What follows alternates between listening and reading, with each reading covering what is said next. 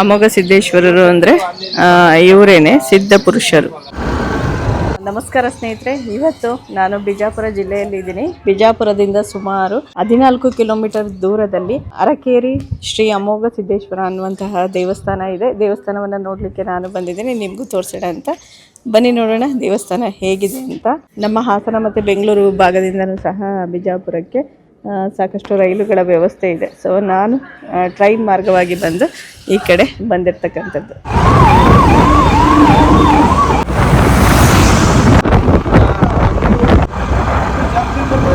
ಜತ್ತಿಂದ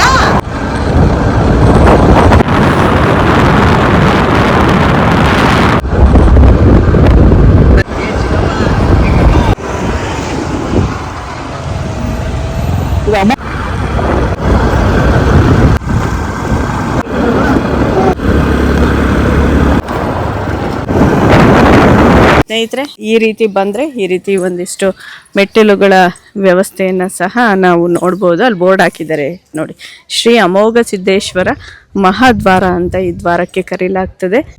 ಕಲ್ಲಿನಲ್ಲೇ ಕಟ್ಟಿದ್ದಾರೆ ಕೆಳಗಡೆ ದ್ವಾರವನ್ನು. ಗುಡಿ ಒಳಗಡೆ ಎಲ್ಲ ಹೇಗಿದೆ ಏನು ನೋಡೋಣ. ಇಲ್ಲಿ ನಿಂತು ನೋಡೋಕೆ ಸುತ್ತಲಿನ ವಾತಾವರಣ ನಡೆಯುತ್ತೆ. ಇಲ್ಲಿ ಜಾತ್ರೆ ಕೂಡ ನಡೆಯುತ್ತಂತೆ ತುಂಬ ಜೋರಾಗಿ. ಅರಕೇರಿ ಅಮೋಘ ಸಿದ್ದೇಶ್ವರ ಅಂತಲೇ ತುಂಬಾ ಫೇಮಸ್ಸು. ಸಾಕಷ್ಟು ಸ್ಥಳೀಯ ಜನರು ಈ ಒಂದು ದೇಗುಲಕ್ಕೆ ಭೇಟಿ ಕೊಡ್ತಾರೆ. ಸೊ ಬನ್ನಿ ಹೋಗೋಣ ಈಗ ಒಳಭಾಗಕ್ಕೆ. ಮುಂಭಾಗದಲ್ಲಿ ನೀವು ನೋಡ್ಬೋದು ಈ ರೀತಿ ಒಂದು ಮಹಾದ್ವಾರ ಇದೆ. ಮೇಲ್ಗಡೆ ಸಿಮೆಂಟಲ್ಲಿ ಮಾಡಿರೋದು, ಕೆಳಭಾಗದಲ್ಲಿ ಕಲ್ಲು.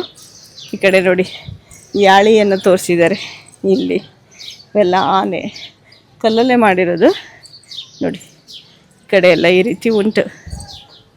ಅಲ್ಲಿ ನೋಡಿ ಅದನ್ನೆಲ್ಲ ಅಟ್ಯಾಚಾಗಿ ಕಲ್ಲಲ್ಲೇ ಯಾವ ರೀತಿ ಮಾಡಿದ್ದಾರೆ, ರಿಂಗ್ ಟೈಪ್. ಈ ಸೈಡ್ ನೋಡಿ ಅದು ಸಹ. ಈ ಸೈಡು ಆಯ್ತು ನೋಡ್ರಿ, ತೋರಿಸ್ರಿ ಅದು. ಈ ಸೈಡು ಆಯ್ತು ನೋಡ್ರಿ. ಇವಾಗ ಒಳಭಾಗಕ್ಕೆ ಹೋಗ್ತಾ ಇದ್ದೀನಿ.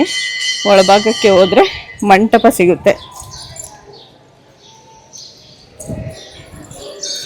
ಅರಿಶಿನ ಭಂಡಾರ ಎಲ್ಲವನ್ನ ಹಾಕಿದ್ದಾರೆ ನೋಡಿ. ಇದೆಲ್ಲ ಮೇಲೆ ತೋರಿಸಿ. ಒಳಭಾಗಕ್ಕೆ ಬಂತು ಅಂದರೆ ವಿಶಾಲವಾದಂತಹ ಒಂದು ಈ ರೀತಿಯ ಅಜಾರವನ್ನು ನೋಡ್ಬೋದು. ಮುಂದೆ ಒಂದು ದೀಪಸ್ತಂಭ ಇದೆ, ಒಂದು ಪುಟ್ಟದಾದಂತಹ ಗುಡಿ ಇದೆ.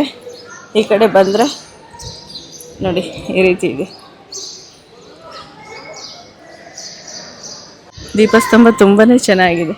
ಎಲ್ಲ ಭಕ್ತರು ಪೂಜೆ ಮಾಡಿಸ್ಕೊಂಡು ನಮಸ್ಕರಿಸ್ಕೊಂಡು ಹೋಗ್ತಿದ್ದಾರೆ. ಹಳೆಯ ಕಾಲದ ದೀಪಸ್ತಂಭ ಅನಿಸುತ್ತೆ. ಈ ರೀತಿ ಇದೆ ನೋಡೋಕ್ಕೆ. ಇದೇ ದೇವಸ್ಥಾನ. ಪುಟ್ಟ ಗರ್ಭಗುಡಿಯಲ್ಲಿ ದೇವರು ಇರ್ತಕ್ಕಂಥದ್ದು ಈ ರೀತಿ ಇದೆ.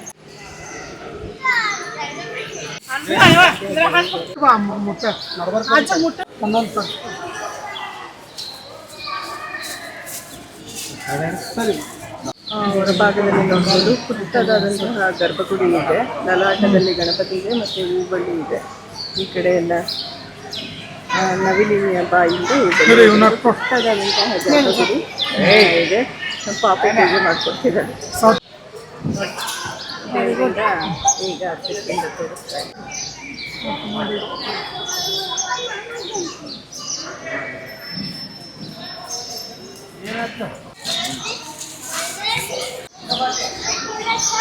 ಇದೇ ಸ್ನೇಹಿತರೆ ಗುಡಿ. ಭಕ್ತಾದಿಗಳೆಲ್ಲ ಈ ರೀತಿ ಪೂಜೆ ಮಾಡಿಸ್ಕೊಂಡು ಹೋಗ್ತಾ ಇದ್ದಾರೆ. ಜನ ಇದ್ದಾರೆ, ಹೋಗ್ತಾ ಇದ್ದಾರೆ, ಬರ್ತಾ ಇದ್ದಾರೆ. ಈ ರೀತಿ ಇದೆ. ಮೇಲ್ಗಡೆದೆಲ್ಲ ಶೀಟೆಲ್ಲ ಹಾಕ್ಸಿದ್ದಾರೆ ನೋಡಿ. ಇದೆಲ್ಲ ಇಲ್ಲಿನ ರಾಜಕೀಯ ವ್ಯಕ್ತಿ ಎಲ್.ಡಿ. ಪಾಟೀಲ್ ಅವರು ಮಾಡಿಸಿರೋದಂತೆ. ಬಿಜಾಪುರ ಚಲೋ ಮಾಡ್ಯಾರ. ಸೊ ಒಂದು ರೌಂಡ್ ಬಂದು ತೋರಿಸ್ತಾ ಇದ್ದೀನಿ. ದೇವರ ಮಹಿಮೆ ಏನು ಅಂದ್ಬಿಟ್ಟು ಹೆಚ್ಚಿನ ಮಾಹಿತಿಯನ್ನು ಕೊಡೋದಕ್ಕೆ ಟ್ರೈ ಮಾಡ್ತೀನಿ. ನನಗೆ ದೇವರ ದರ್ಶನ ಕೂಡ ಚೆನ್ನಾಗಾಯಿತು. ಅವಕಾಶ ಕೂಡ ಸಿಕ್ತು ವಿಡಿಯೋ ಕ್ಲಿಪ್ಪಿಂಗನ್ನು ತೆಗೆದುಕೊಳ್ಳೋದಕ್ಕೆ. ತುಂಬಾ ಪ್ರಶಾಂತವಾಗಿದೆ. ಸಾಕಷ್ಟು ಬಿಸಿಲು ಇರೋದ್ರಿಂದ ಮೇಲ್ಗಡೆ ನೋಡಿ ಈ ರೀತಿ ಶೀಟನ್ನು ಜನಗಳಿಗೆ ಅನುಕೂಲವಾಗಂತೆ ನೆರಳಿನ ವ್ಯವಸ್ಥೆಯನ್ನು ಮಾಡಿರೋದು ತುಂಬ ಒಳ್ಳೆಯ ಕೆಲಸ ಅಂತಲೇ ಹೇಳ್ಬೋದು. ಬಿಜಾಪುರದಿಂದ ಸುಮಾರು ಒಂದು 14 ಕಿಲೋಮೀಟರ್ ಇದೆ. ಆರಾಮ್ಸೆ ಬಂದು ನೋಡ್ಕೋಬೋದು. ನಾನು ಹೆಚ್ಚಿನ ಮಾಹಿತಿಯನ್ನು ದೇವರ ಮಹಿಮೆ ಏನು, ಏನಾದ್ರು ಇತಿಹಾಸ ಇದೆಯಾ ಅನ್ನೋದು ಹೇಳುವಂಥ ಪ್ರಯತ್ನವನ್ನು ಮಾಡ್ತೀನಿ. ನೋಡಿ ಇದು ಪ್ರಸಾದದ ಕೌಂಟರ್ ಎಲ್ಲ ಐತಿ. ಏನಾದರೂ ಬೇಕಂತಂದ್ರೆ ನೀವು ತಗೋಬೋದು. ಈ ರೀತಿ ಅಮೋಘ ಸಿದ್ದೇಶ್ವರರು ಅಂದರೆ ಇವರೇನೆ ಸಿದ್ಧ ಪುರುಷರು. ಅವರಿಗೆ ಸಹ ಈ ರೀತಿ ಒಂದು ಪುಟ್ಟ ಗುಡಿ ಇರ್ತಕ್ಕಂಥದ್ದು ನೋಡಿ. ಇಲ್ಲಿ ಈ ರೀತಿ ದೀಪಗಳು ಇವೆಲ್ಲ ತಗೊಳಕ್ ಸಿಗುತ್ತೆ. ಈಶ್ವರ್ ಸಾಲಿಗ್ರಾಮ ಸಾಲಿಗ್ರಾಮ ಅಂತೀವೆಲ್ಲ. ಹಾಂ. ಫೋಟೋಗಳು ಏನಾದರೂ ಬೇಕಂತ ಅಂದ್ರೆ ಇಲ್ಲಿ ನೀವು ತೆಗೆದುಕೊಂಡು ಹೋಗ್ಬೋದು. ನೋಡಿ, ಬಿಜಾಪುರ ಸೈಡು ಕರಿಕಂಬ್ಳಿ ಹಗ್ಗ ಇಲ್ಲಿ ಬಂದು ತೆಗೆದುಕೊಳ್ಬಹುದು. 550 ಅಂತ. ಸ್ವಲ್ಪ ರೈಟ್ ಎಲ್ಲ ತುಟ್ಟಿ ಇರುತ್ತೆ, ಅಂದ್ರೆ ಜಾಸ್ತಿ ಇರುತ್ತೆ, ದೃಷ್ಟಿ ಆಗಂಗಿಲ್ಲ. ಸ್ನೇಹಿತರೆ, ಇದು ನೋಡಿ, ದೃಷ್ಟಿ ಆಗ್ದಂಗೆಲ್ಲ ಕಟ್ತಾರಲ್ಲ ಆ ಥರದ್ದೆಲ್ಲ ನಾನೊಂದು ತಗೊಂಡಿದ್ದೆ. ಕುರಿ ಉಣ್ಣೆಯಿಂದ ಏನೋ ಮಾಡಿರ್ತಾರೆ ಅನ್ಸುತ್ತೆ, ಕರಿದಾರ ಅಂದ್ಬಿಟ್ಟು ತುಂಬಾನೇ ಒಳ್ಳೇದು, ತಗೊಂಡ್ವಿ. ಇವೆಲ್ಲ ಟ್ಯಾಕ್ಟ್ರಿಗೆ ಕಟ್ತಾರಂತ ನೋಡ್ರಿ. ಇವೆಲ್ಲ ಇಲ್ಲಿ ಸಿಗ್ತಾವ. ಎಷ್ಟು ಮಂದಿ ವ್ಯಾಪಾರ ಮಾಡ್ತಾರೆ. ಸ್ನೇಹಿತರೆ, ಗುಡಿಯನ್ನ ಇವಾಗ ತುಂಬಾ ಹತ್ತಿರದಿಂದ ನಿಮ್ಗೆ ತೋರಿಸುವಂತ ಪ್ರಯತ್ನವನ್ನ ಮಾಡ್ತಾ ಇದ್ದೀನಿ. ಶ್ರೀ ಸದ್ಗುರು ಅಮೋಘ ಸಿದ್ದೇಶ್ವರ ಅಂದ್ಬಿಟ್ಟು ಈ ರೀತಿ ಇದೆ ನೋಡಿ. ಗರ್ಭಗುಡಿ ನೋಡ್ಲಿಕ್ಕೆ ಒಳಭಾಗದಲ್ಲಿ ಈ ರೀತಿ ಇದೆ, ಗದ್ದುಗೆ ಅನ್ಸುತ್ತೆ. ಎರಡೂ ಭಾಗದಲ್ಲಿ ದೀಪವನ್ನ ಈ ರೀತಿ ಹಚ್ಚಿ ಇಟ್ಟಿದ್ದಾರೆ. ಬಂದಂತಹ ಭಕ್ತಾದಿಗಳಿಗೆ ನೀಟಾಗಿ ಪೂಜೆಯನ್ನ ಸಹ ಮಾಡ್ಕೊಡ್ತಿದ್ದಾರೆ. ನಾನು ತುಂಬಾ ಹತ್ರದಿಂದ ನಿಮಗೆ ತೋರಿಸ್ತಾ ಇದ್ದೀನಿ, ತುಂಬಾ ಚೆನ್ನಾಗಿದೆ ಕೂಡ. ಇಲ್ಲಿ ಮೇಲ್ಭಾಗದಲ್ಲಿ ಅವರ ಒಂದು ಅಮೋಘ ಸಿದ್ದೇಶ್ವರರ ಒಂದು ಮೂರ್ತಿಯನ್ನು ಸಹ ನೋಡ್ಬೋದು. ಮೇಲ್ಭಾಗದಲ್ಲಿ ಓಂ ಅಂತ ಬರೆದಿದೆ, ಈ ರೀತಿ ಉಂಟು ನೋಡಿ. ಇಲ್ಲಿ ಭಕ್ತರಿಗೆ ಅನ್ನ ಸಂತರ್ಪಣೆ ವ್ಯವಸ್ಥೆ ಕೂಡ ಇದೆ. ಆ ಕಡೆ ಎಲ್ಲ ನಲ್ಲಿ ವ್ಯವಸ್ಥೆ ಕೂಡ ಇದೆ ನೋಡಿ. ಈ ಕಡೆ ಕೆಳಭಾಗದಲ್ಲಿ ಒಂದು ಗುಡಿ ಇದೆಯಂತ, ಅದನ್ನ ನೋಡಕ್ ಹೋಗ್ತಾ ಇದೀವಿ ಈಗ. ಈ ಕಡೆ ಎಲ್ಲ ಬುತ್ತಿ ಕಟ್ಕೊಂಡ್ ಬಂದವರೆಲ್ಲ ಊಟ ಮಾಡ್ತಾರ. ಇಲ್ಲೊಂದು ಗುಡಿ ಐತಿ, ಅದನ್ನು ಸಹ ತೋರಿಸ್ತೀನಿ ನೋಡಿ. ಇಲ್ಲೂ ಒಂದು ಪುಟ್ಟ ಗುಡಿ ಇದೆ. ಈ ದೇವ್ರಿಗೆ ಏನ್ ಹೇಳ್ತಾರೆ? ಎಲ್ಲಮ್ಮ ಮನೂರ್ ಎಲ್ಲಮ್ಮ ರೀ. ಮನೂರ್ ಐಕ್ರಿ, ಮುತ್ಯಾನ್ ತಂಗಿರಿ, ಅಮೋಷದ ಮುತ್ಯಾನ್ ತಂಗಿರಿ ಅವ್ರದ್ದು ಇಲ್ಲಿ ಮಾಡಿರಿ. ಅದು ಗದ್ಗೆ ಐತಾ? ಅದು ಮುತ್ಯಂದ ಅಮೋಷದ್ರಿ, ಅಮೋಷದ ತಂಗಿರಿ. ತಂಗಿ ಅದ್ರ ಬಗ್ಗೆ ಏನಾರ ಇತಿಹಾಸ ಗೊತ್ತಾ? ಅದ್ರ ಬಗ್ಗೆ ರೀ, ಅಮೋಕ್ಷದ ಬಗ್ಗೆ ಹೇಳ್ರಲ್ಲ. ಅಮೋಷದಾಗ ಮುತ್ಯಾಗ ಆರ್ತಿ ಬೆಳಗ್ಲಕ್, ಲಗ್ನದಾಗ ಆರ್ತಿ ಬೆಳಗ್ಲಕ್ ಬಂದ್ ಇಲ್ಲೇ ತಪ್ಪನಾಗ ಅಟ್ಟೆ ಗೊತ್ತೈತ್ರಿ ನಮಗ್. ಇದು ತೊಟ್ಲು ಯಾಕೆ ಇದ್ ಮಾಡೋದು? ತೊಟ್ಲು ಅದು ಮಕ್ಕಳ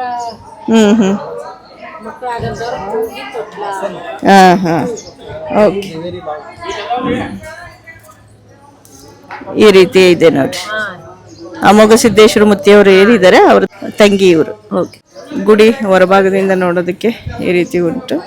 ಈ ಕಲ್ಲುಗಳಿಗೆ ಏನ್ ಹೇಳ್ತಾರೆ?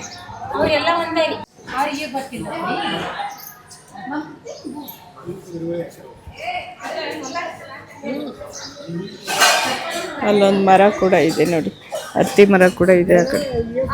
ಸೊ ಒಂದು ಈ ರೀತಿ ಹತ್ತಿ ಮರ ಕೂಡ ಇದೆ ನೋಡಿ, ಈ ಕಡೆ ಹತ್ತಿ ಮರ ಇದೆ. ಸರ್, ನೀವು ಬರ್ತಿರ್ತೀರಾ? ಹಾಂ, ಬರ್ತೀವ್ರಿ. ಯಾವಾಗ್ರಿ ಅಮಾಸಿ ಒಮ್ಮೆ ಯಾವಾಗಾರ ಬರ್ತಿರ್ತೇವ್ರಿ. ಅಮೋಕ್ಷದ ಪವಾಡ ಭಾಳ ಚಲೋ ಐತ್ರಿ. ಇಲ್ಲಿ ಎಲ್ಲಾ ಕೆಲಸಗಳು ಆತಾವ್ರಿ. ಎಷ್ಟೋ ಮಂದಿ ಹರಕೆಗಳು ಇದು ಮಾಡಿದ್ದೆಲ್ಲ ಆಗ್ಯಾವ್ರಿ. ಎಲ್ಲ ಜಾತ್ರೆ ಯಾವಾಗ ನಡೆಯುತ್ತೆ ಗೊತ್ತು? ಇದು ರೀ ಚಟ್ಟಿ ಅಮಾಸಿ ಇರ್ತದಲ್ರಿ ಗುಡ್ಡಾಪುರದ, ಆ ಟೈಮ್ದಾಗೆ ಇರ್ತದ್ರಿ. 1 ಲಕ್ಷ ಅದು ಇದು ಡಿಸೆಂಬರ್ ಜನವರಿ ರೀ. ಸ್ನೇಹಿತರೆ, ಇಲ್ಲಿ ಕೆಳಭಾಗದಲ್ಲಿ ಈ ಅಮೋಘ ಸಿದ್ದೇಶ್ವರರ ತಂಗಿಯ ಒಂದು ಪುಟ್ಟ ದೇವಸ್ಥಾನ ಇತ್ತು, ಅದನ್ನು ಸಹ ನೋಡ್ಕೊಂಡು ಬಂದೆ. ಸಾಕಷ್ಟು ಉತ್ತರ ಕರ್ನಾಟಕದ ಭಕ್ತರು ಭೇಟಿ ನೀಡುವಂತಹ ಒಂದು ಸಿದ್ಧ ಪುರುಷರ ಸ್ಥಳ ಅಂತಾನೆ ಹೇಳ್ಬೋದು. ಅವ್ರದ್ದು ಗೂಗ್ಲಾದ್ ಇದೇನೋ ಪ್ರೋಗ್ರಾಮ್ ಇದೆ ಅಂತ ಅದಕ್ಕೆ ಹೋಗ್ತಾ ಇದ್ದಾರೆ. ಗೂಗ್ಲಾ ಅಂದ್ರೇನು? ಲಗ್ನ ದಿವಸ ಗುಗ್ಗಳ ಮಾಡ್ತಾರಲ್ರಿ, ಇದು ಪೂರ್ವಂತಿಕೆ ಎಲ್ಲ ಉರಿ ಹಚ್ಕಿಸಿಂದ ಇದು ಮಾಡ್ತಾರಲ್ರಿ. ಓಕೆ. ಅದು ರೀ. ಇದು ದೀಪಸ್ತಂಭ ನೋಡಿ. ಇದನ್ನ ನೋಡಿದ್ರೆ ತುಂಬಾನೇ ಹಳೆಯ ಕಾಲದ್ದು ಅಂತ ಅನ್ಸುತ್ತೆ. ಇಲ್ಲೊಂದು ಆಂಜನೇಯ ಸ್ವಾಮಿ ಇದೆ, ಆ ಕಡೆ ನಾಗದೇವತೆ ಇದೆ, ಇಲ್ಲೊಂದು ನಂದಿ ಇದೆ, ಈ ಕಡೆ ಕೂರ್ಮಾವತಾರ ಇದೆ. ಅದರ ಎದುರಿಗೇನೆ ಈ ರೀತಿ ಗದ್ದುಗೆ ಇರ್ತಕ್ಕಂಥದ್ದು. ದೀಪಸ್ತಂಭವನ್ನ ನೀವು ಹತ್ತಿರದಿಂದ ನೋಡ್ಬೋದು. ಕಲ್ಲಲ್ಲೇ ಕಟ್ಟಿರೋದು, ಕಪ್ಪು ಹಾರ್ಡ್ ಸ್ಟೋನ್, ಬ್ಲ್ಯಾಕ್ ಬಸಲ್ಟ್ ಸ್ಟೋನ್ ಅಂತ ಕರಿತೀವಿ. ಅದರಿಂದ ಮಾಡಿರ್ತಕ್ಕಂಥದ್ದು. ಕುಂಕುಮ ಅರಿಶಿನ ಇರುತ್ತಲ್ಲ, ಅದ್ರಲ್ಲಿ ಅರಿಶಿನ ಆ ರೀತಿ ಹಾಕೊತಾ ಹೋಗ್ತಾರೆ. ಅವಳು ಹಾಕ್ತಾಳೆ ನೋಡಿ, ಈಗ ಹಾಕಕ್ಕೆ ಹೋಗ್ತಾ ಇದೆ ಮಗು ನೋಡಿ. ಈ ರೀತಿ ಇಲ್ಲಿ ಇರ್ತಕ್ಕಂಥದ್ದು ಸಂಪ್ರದಾಯ. ಗುಡಿ ಕಡೆ ಹೋಗ್ತಾರೆ. ಸ್ನೇಹಿತರೆ, ಈ ಒಂದು ಸ್ಥಳ ಏನಿದೆ, ಇದು ಅಮೋಘ ಸಿದ್ದೇಶ್ವರರ ಗದ್ದುಗೆ. ಇವರು ಪವಾಡ ಪುರುಷರು. ಇಲ್ಲಿ ಲಚ್ಚಣ ಅಂತ ಒಂದು ಪ್ಲೇಸ್ ಇದೆ, ಲಚ್ಚಣ ಮಠ ಅಂತ. ಅಲ್ಲಿನ ಗುರುಗಳು ಇವರ ಆಶೀರ್ವಾದದಿಂದ ಹುಟ್ಟಿರೋದು ಅಂದ್ಬಿಟ್ಟು ಇಲ್ಲಿ ಸ್ಥಳೀಯ ಭಕ್ತಾದಿಗಳು ನಮಗೆ ತಿಳಿಸ್ಕೊಟ್ರು.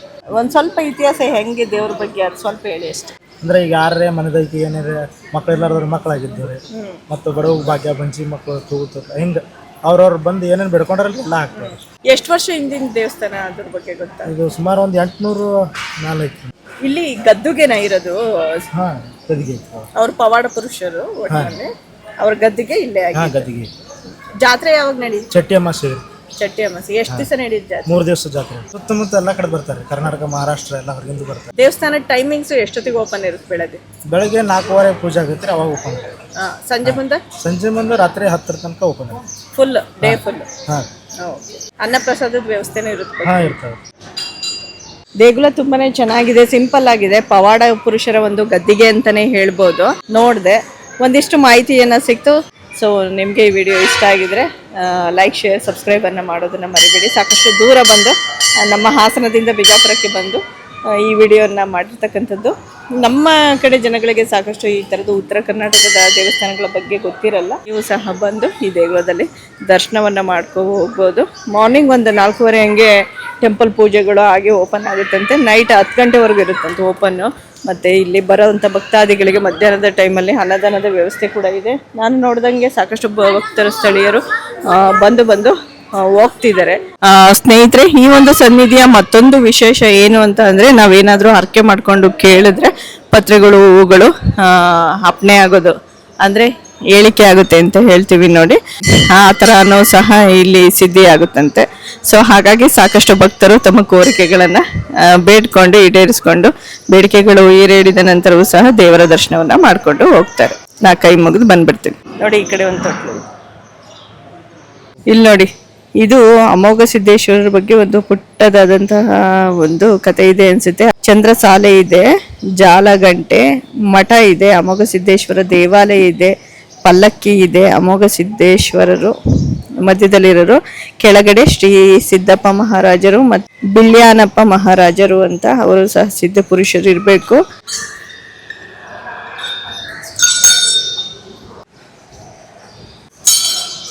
ಗುಡಿ ಮೇಲೆಲ್ಲ ಏನು ಗೊಂಬೆಗಳನ್ನು ಮಾಡಿ ಅವರ ಒಂದು ಪವಾಡಗಳನ್ನು ತೋರಿಸುವಂತಹ ಪ್ರಯತ್ನವನ್ನು ಮಾಡಿದ್ದಾರೆ.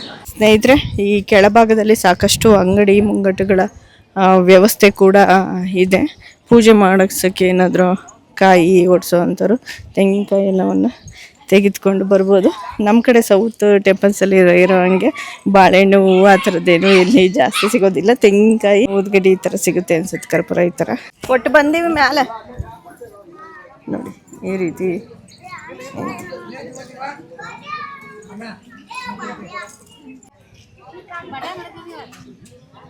ಗೂಗ್ಲದ್ದು ಅರ್ಕೆ ಏನಿರುತ್ತೆ ಅದನ್ನು ಮಾಡ್ತಿದ್ದಾರೆ ನೋಡಿ. ಜಳಕ ಮಾಡಿಬಿಟ್ಟು ಮೇಲೆ ಇರೋದು ಆ ಥರದ್ದು ಏನೋ ಸಂಪ್ರದಾಯ ಇರುತ್ತಂತೆ ಈ ಭಾಗದಲ್ಲಿ. ಇಲ್ಲೊಂದು ಮಂಗ ಕೂಡ ಇದೆ ನೋಡಿ, ಇಟ್ಟಿದ್ದಾರೆ, ಸಾಕ್ಯಾರ. ಅದು ನಾಯಿ ಜೋಡಿ ಎಷ್ಟು ಚಲೋ ಮಲಗಿಸ್ಕೊಂಡು ಆಡ್ತಾ ಇತ್ತು.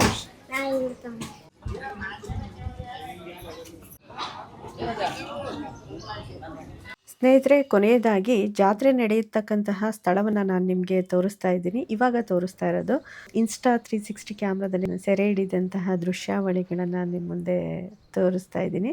ಈ ವಿಡಿಯೋ ನಿಮಗೆ ಇಷ್ಟ ಆಗಿದರೆ ಲೈಕ್ ಮಾಡ್ಬೋದು, ಶೇರ್ ಮಾಡ್ಬೋದು, ಹಾಗೂ ಕಮೆಂಟ್ ಮೂಲಕ ಟೆಂಪಲ್ ಬಗ್ಗೆ ನಿಮ್ಗೆ ಏನಾದರೂ ಹೆಚ್ಚಿನ ಒಂದು ಇನ್ಫಾರ್ಮೇಷನ್ ಗೊತ್ತಿದ್ರೆ ತಿಳಿಸ್ಬೋದು. ಮತ್ತು ಈ ಒಂದು ಟೆಂಪಲನ್ನು ನೀವೇನು ಇನ್ನೂ ನೋಡಿಲ್ಲ ಅಂತ ಅಂದರೆ ಬಿಜಾಪುರ ಸೈಡು ಅಂದರೆ ದಯವಿಟ್ಟು ನೋಡ್ಕೊಂಡು ಬನ್ನಿ. ತುಂಬಾ ಚೆನ್ನಾಗಿದೆ ಟೆಂಪಲ್ಲು, ಪುಟ್ಟದಾಗಿ.